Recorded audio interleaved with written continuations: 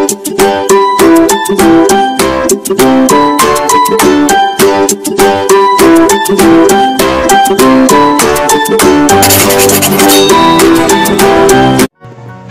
mga bata!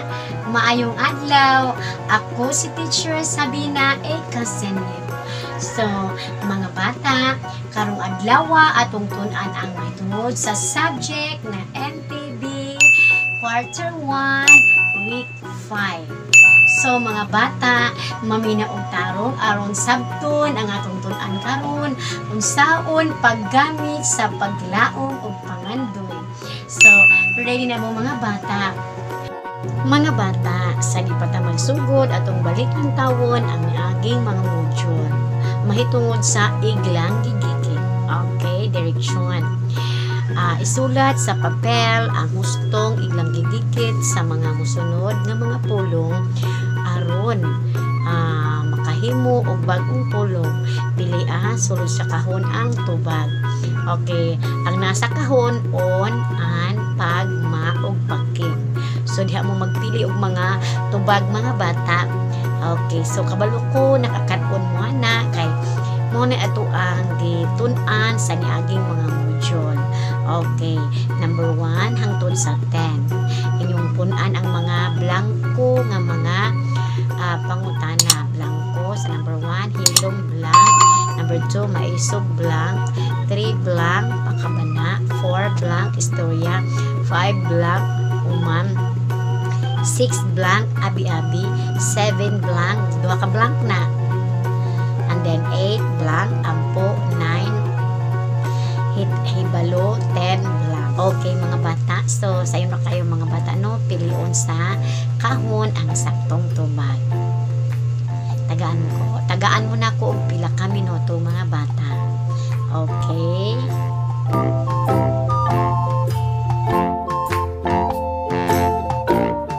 Okay, on, hilumon.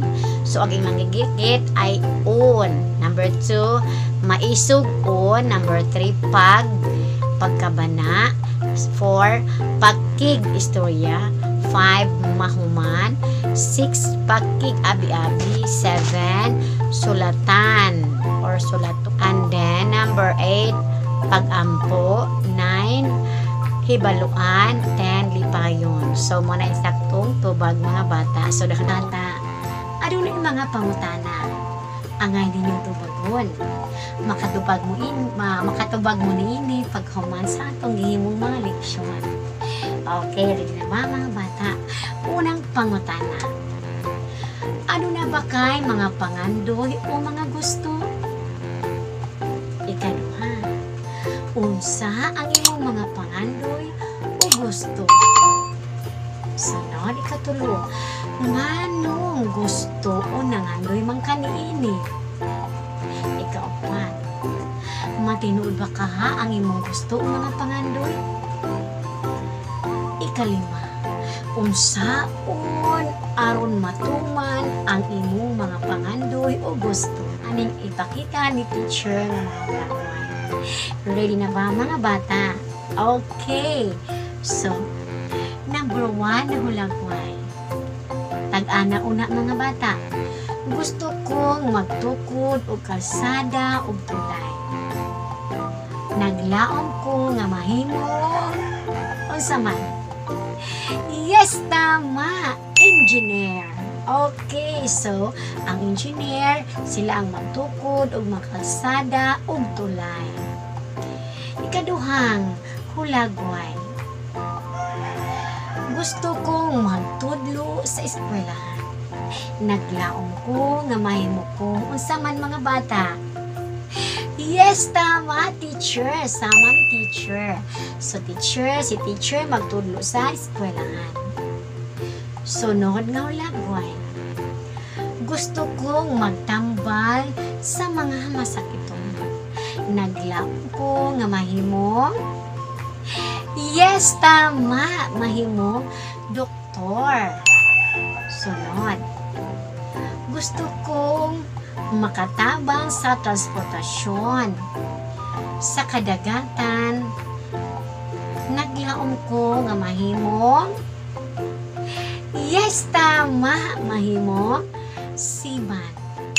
So, mga bata, nakabalo na mo mga bata kung unsay inyong mga pangandoy o paglaom sa pangandoy sa kinabuhi base sa atong gipakita mo lagway.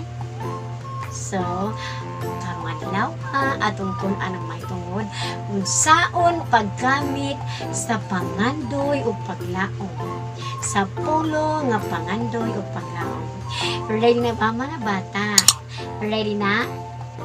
Okay, atong tun-an na mga bata. Okay, arita sa unsay bot pasabot sa naglaom. Okay, dere. Ang naglaom kuno gamito sa pagsulti mahitungod sa gusto nimong butang nga posibleng matinuod o mahitabo. Okay, mo ibot pasabot sa naglaom. Ang naglaom balik ko nako, ang naglaom gamito sa pagsulti mahitungod sa gusto nimong butang nga posibleng matinuod o mahitabo. Okay, so mo na'y naglaom. Pananglitan, naglaom ko nga magulan ugma. Okay, so manaybot pasabot sa or pananglitan sa naglaom. Nangandoy. Okay, usa kang nangandoy mga bata. Nangandoy ang gamito sa pagsulti sa imong gitinguha, pero naghunahuna ka nga dili kini tinuod o dili mahitabo. Okay, so mo ribot pasabot sa nangandoy mga bata. Nangandoy mo ribot pasabot sa nangandoy. Okay, sa lain pang panalitan sa nangandoy mga bata unsa ka ha? Ang nangandoy gamiton usab sa pagsulti sa gitinguhang butang nga lahi sa naandan o dili natural. So mo na laing pananglitan or laing bot ipasabot sa nangandoy. Okay. Kung panaabot pasabot sa nangandoy mga bata, ang nangandoy gamiton usab sa pagdayag o pakigdait. Okay, so na bot pasabot sa nangandoy. Sunod.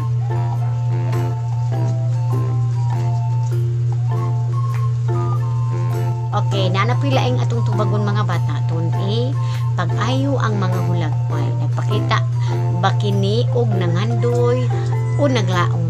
Isulat sa badlis o kahon ang A kung nangandoy, B kung naglaom. Okay, so kanawang hulagway mga bata para makatubag mo sa A ba na nangandoy, B nga naglaom. Okay, tanaw na to. Awang hulagway mga bata unsa na siya.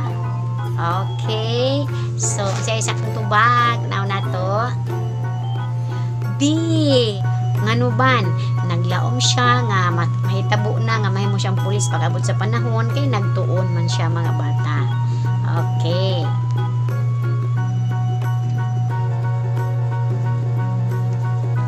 sunod nga hulagway. Okay, unsa na nga hulagway mga bata, di ba? Fairy na. So, A nagngandoy, B naglaom. Sunod, isa itong sa tubag, letter A nangandoy kay nga naman imposible mahimo kang fairy, di ba? So, imposibleng mahitabo ang nangandoy. Letter A.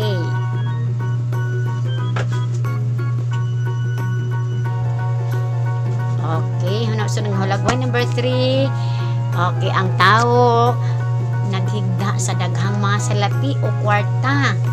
A ba na siya nangandoy, B naglaom. Okay, sa itong tubag. Letter A nangandoy.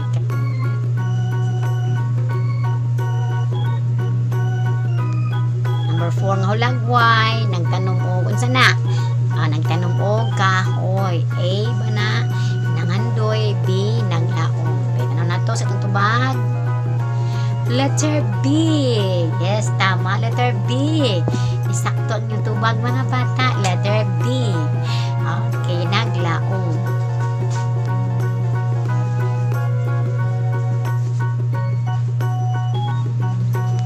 Number 5. Nahimo siyang usa nang hulagway. Engineer. Letter A nangandoy. Letter B naglaom. Okay, sa insaktong tubag mga bata. Letter B, naglaom. Kay nag-eskwela man siya tarong. Okay, mga bata, na napila yung pangutana, kabalo ko, makatubag mo insakto, kay naminaw mo sa atong gihimong pagtukon. Kompletuha ang blanco, pinaagi sa paggamit sa naglaom og nangandoy. Okay, 1, 2, 3, 4. Okay, kanawa. Basaha blanco nga dili bulan sa akong birthday. So, blank sila si Maria o Carla bago mahimong malamatong mga engkantada. Okay, number 3, blanco nga mabisita ang akong lula karon. 4, blank ang akong isong lalaki nga makakita og alien o langyaw sa kawanangan. So, ang answer, naglaom og nangandoy. Okay. Tagaan mo na kung pipila ka minuto mga bata.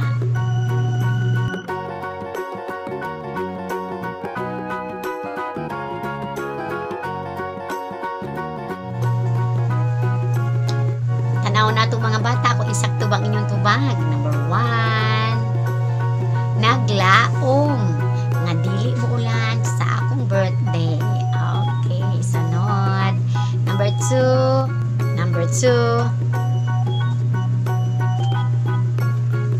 nangandoy sila si Mariang, Carla nga mahimong malamatong mga engkantada.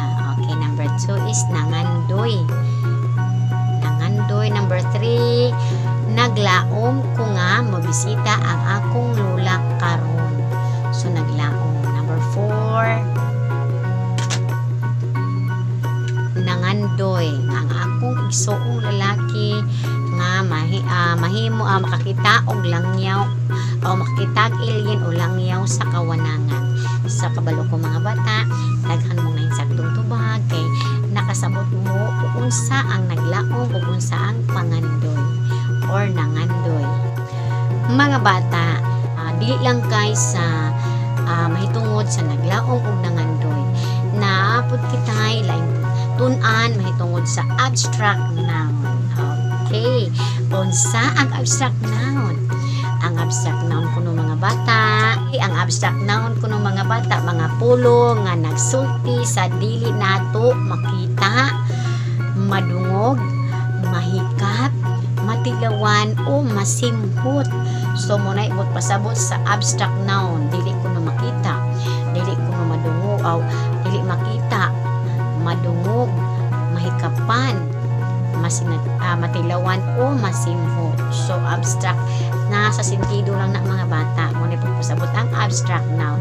Unsay pananglitan ng mga bata? Number 1, hinam.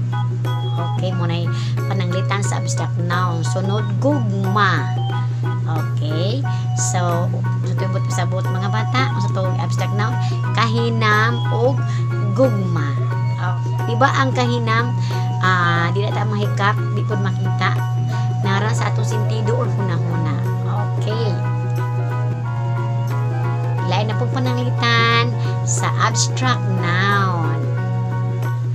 Okay, mga bata. Sunod, pay. Sunod, ang pananglitan, kalipay. Sunod, kadasig. Okay. So, muna'y pananglitan sa abstract noun. Nara na sa sentido. Huna-huna na natin ang mga bata ang kalipay o kadasig. Muna'y pananglitan sa abstract noun. Pananglitan mga bata, huna-huna. Okay, sunod, ideya. Okay, so muna'y pananglitan sa abstract noun. Nara sa itong huna-huna o sentido, huna-huna o ideya. So mga bata, base sa itong itunan, kabalo ko nakasabot na mo unsay abstract noun. So itong muhaton, direction. Pupua o sa kahon ang mga abstract noun nga naa sa punuan. Isuwat sa kahon o papel ang mga abstract noun nga gikan sa punuan. Okay, mga pulong mga bata. So inyong piliun asa abstract noun ani. inyong pilion.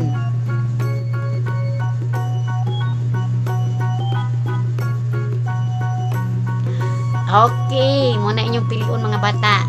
So, dili ka na abstract noun ha. Piliun ninyo ang mga abstract noun nga base sa inyong na sabtan. Okay, tagaan mo na ko pila ka minuto para makatubag.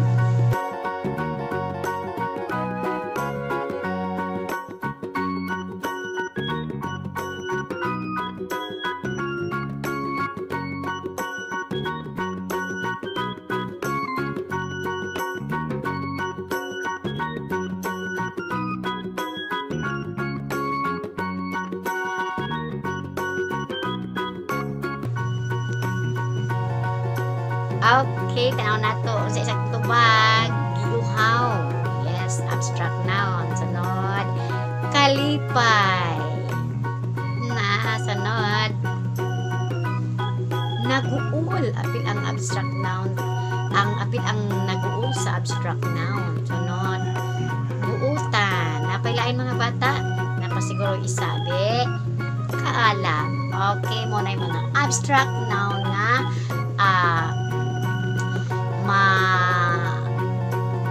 pili sa punuan. Okay. So, mga bata, naala po ilay buhaton. Pagsulat og duha ka kapahayag, ginamit ang pulong ng andoy o nga tulo ka pahayag nga gigamit og naglaom. So, tagtulo. Tulo ka ng andoy, tulo ka naglaom. So, at sa ubos ang inyong kapahayag. Usa na kapahayag, sentence or sentence sa English mga bata or pangungusap sa Filipino. So, tagaan mo na kung pila ka minuto para